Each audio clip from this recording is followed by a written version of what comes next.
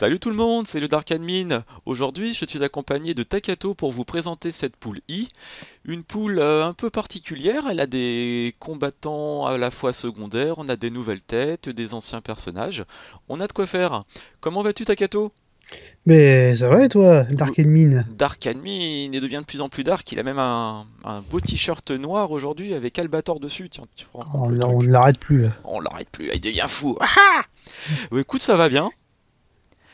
Eh bien, tant mieux. Bon, je vais me représenter pour ceux qui m'auraient loupé la dernière fois, hein. Moi, c'est Takato. Il y en a qui m'ont peut-être vu ci et là sur le site Manga News, là où je suis chroniqueur. Et bon, je vais pas refaire le speech sur le fan de Dragon Ball que je suis. Bon, voilà. Ça fait longtemps que je connais et j'en suis toujours très fan. Voilà. Bah c'est cool. Alors, dans cette poule I, qui est-ce qu'on avait? On avait le nain dégénéré maléfique avec des poils sur la tête. On avait Babidi. Babidi, qui a eu des votes d'ailleurs, je comprends pas ça, mais oui. Oh, tu te rends compte, Babidi, le fils de Bibidi. Et quoi qu'encore, j'ai lu une théorie ou un truc bizarre il y a pas très longtemps, comme quoi les Majin ne seraient pas en fait des pères et fils, mais des espèces d'alter ego qui seraient tous nés dans un même moule. J'ai pas tout compris. Oui, c'est une révélation de Toriyama. Apparemment, Babidi ne serait pas vraiment le fils de Bibidi, ça serait plus un dédoublement de Bibidi, quelque chose comme ça. J'ai plus vraiment les explications en tête, mais c'est vraiment quelque chose qui a été dit dans une interview, D'accord, dans un livre annexe. d'accord. Mais tu te rends compte qu'on a tous foiré pendant Dragon Ball Z et même dans les mangas. Il a, il a changé Mais son épaule de fusil en fait, Toriyama presque. Toriyama a changé beaucoup de choses, et des fois, il y a des traductions qui aident pas chez nous. Genre le combat fratricide, bon, dans le genre mensonger, ça se pose bien, hein. Ah, tu m'étonnes. Ah là, quand je vais attaquer la poule où tu as Thalès ou Tulès ou Tarlès, enfin ça dépend comment on le prononce. Bon, Thalès, hein, Thalès tout Thalès, je pense. simplement. Je sens que là, je vais essayer de mettre l'image en rouge, un gros plan. Ce n'est pas le frère de Goku. Ah, je suis sûr qu'il y en a qui le disent encore, Il y en a hein. qui le disent encore, il y en a même qui pensent que Black est le frère de Goku, ou que c'est un Raditz qui serait fait couper les cheveux, voire Goten, un Goten bis. Il y en a même qui diraient que Black, c'est Zamasu qui a changé de corps, mais bon, c'est un peu fou. Ouais, c'est un peu fou, on a déjà eu ça avec Jinyu. Ah, c'est rigolo ça. Putain, le spoiler, heureusement que la vidéo sortira après l'épisode de dimanche. Bon, ça va, alors on est pardonné. Ça m'en est pardonné. Deuxième combattant, on avait Tenshin Han. Bah, Tenshin Han, lui, dont le score me paraît logique, hein, sachant que c'est un des vieux persos, et en plus, il a toujours eu un petit côté badass, contrairement à Krillin ou à Yamcha. Bon, ça me paraît Il est justifié. pas beau. Ah si, il est mort un peu comme les autres, lui. Il est mort contre Piccolo, il est mort contre Nappa. Il se fait tuer également contre Majin Buu. Ah, il peut Ouais. rejoindre Chaos et Krillin, il aura pas de honte, hein. Oui, c'est vrai, mais il a quand même toujours eu un peu plus de skill que Chaos et Krillin. C'est Enfin, au clair. moins que Chaos. C'est le personnage, je me rends compte là, comme ça, en discutant avec toi, il a quasiment pas eu de victoire, il a surtout servi à faire gagner du temps. C'est vrai, il a toujours servi à faire gagner du temps, mais lui, il a eu l'image Et d'un peu d'un antagoniste à une période. ouais, Donc ça lui a donné un peu de, comment dire, de bagou. c'est clair. Ah, mais qu'est-ce que je dis comme connerie? Si, il a gagné contre Goku lors du deuxième tournoi dans Dragon Ball. Bon, ça s'est joué à un poil de cul, mais il a gagné quand même. Il a gagné, comme quoi il a déjà battu Goku. Ouais. Bon, Yamcha, il était le rival de Goku dans un tome et demi.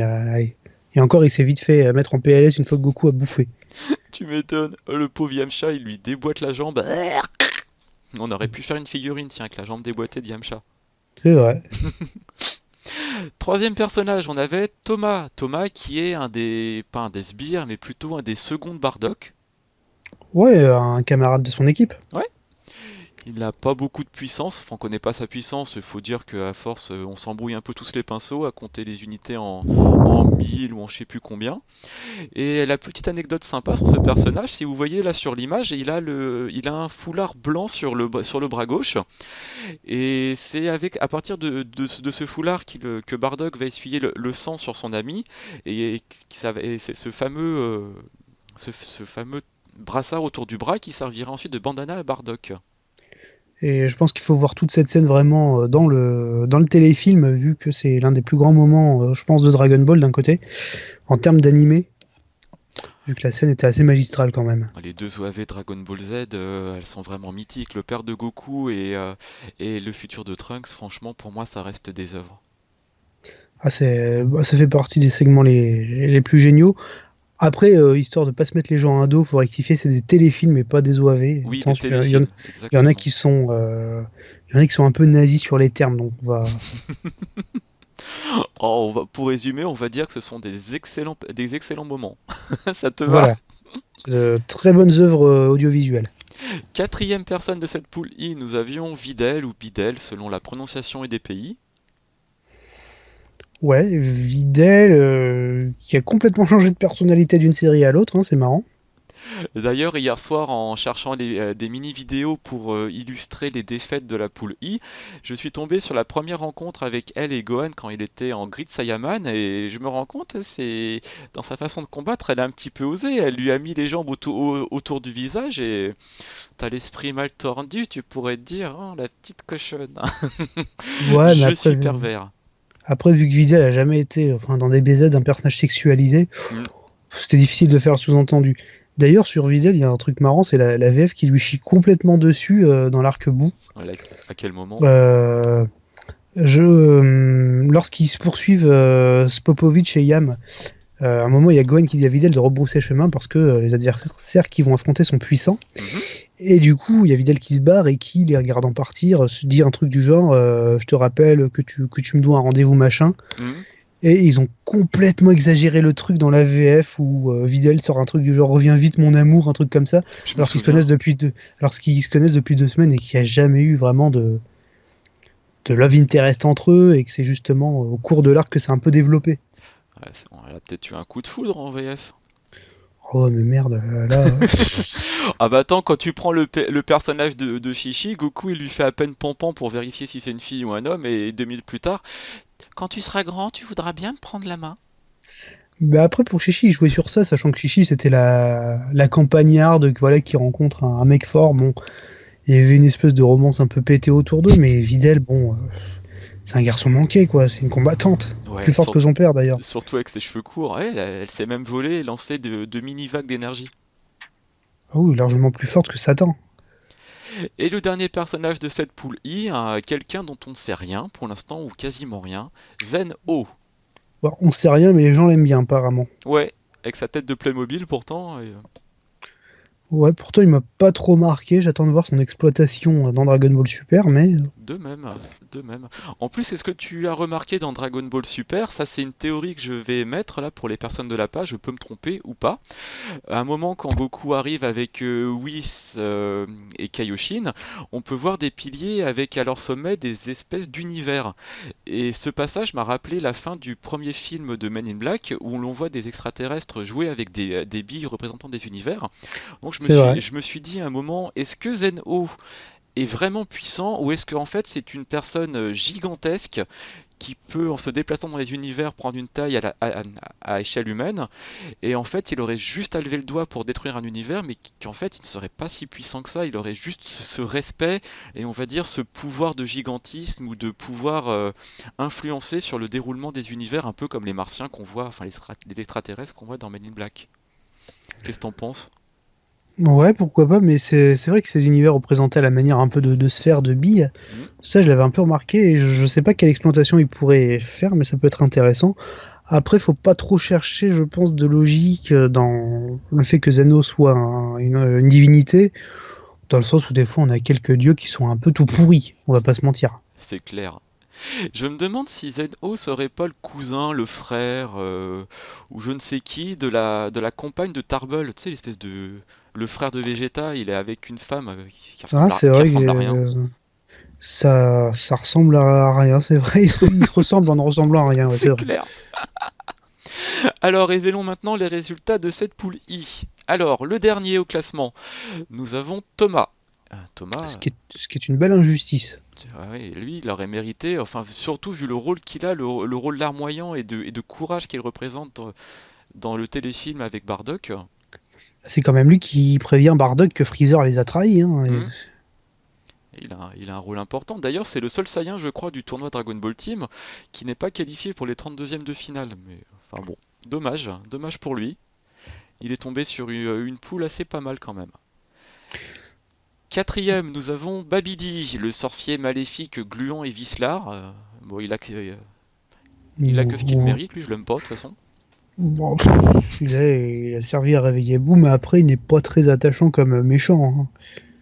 Et il est moche, et il a un design assez grossier. Bon, Son seul mérite est d'avoir donné un power-up à Vegeta. c'est la seule chose, hein. C'est pour ça que Toriyama l'a évincé, c'est qu'il avait accompli sa tâche en réveillant Boo, et maintenant, il avait aucun rôle. Ouais. Ensuite, troisième, nous avons Videl qui se fait sortir du tournoi. D'ailleurs, bah, les détracteurs du personnage seront contents et je ne verrai je ne verrai plus sur la page de personnes dire ah, c'est elle qui a rendu Gohan Chuchot. Ouh, j'aurais des choses à leur dire à ces gens-là. Oh bah moi tu m'étonnes. Déjà Gohan, de toute façon, il avait une philosophie de vie pacifique et familiale. C'est certainement pas elle qui l'a castré comme aurait pu faire Chichi. Et il a juste trouvé son idéal de vie et s'est rangé, on va dire. Gohan est devenu fort, entre guillemets, pour pouvoir succéder à son père, ou à Piccolo.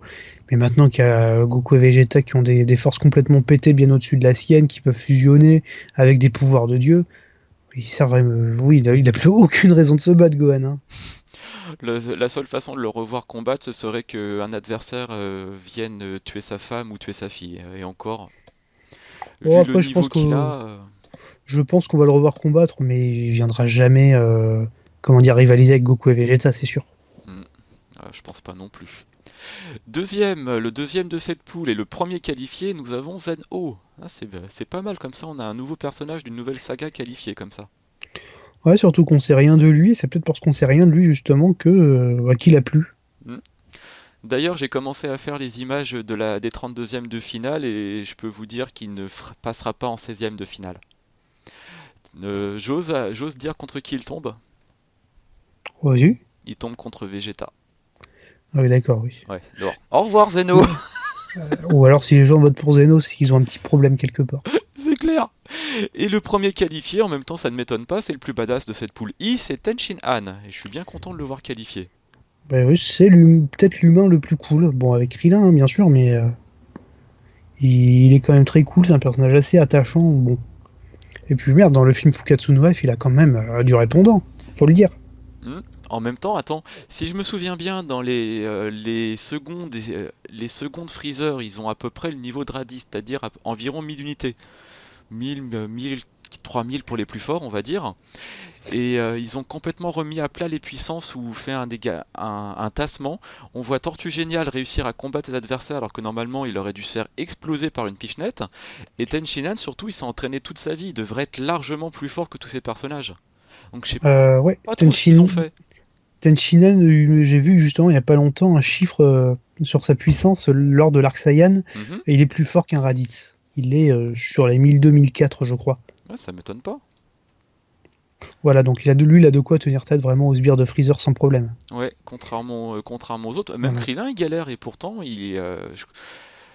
à ton avis c'est qui le plus fort Krillin, entre Ten et Krillin?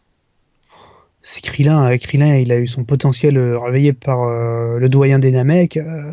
Et Krillin, enfin, je sais pas comme ça, mais il talonne peut-être autour des 5000 unités, Krillin.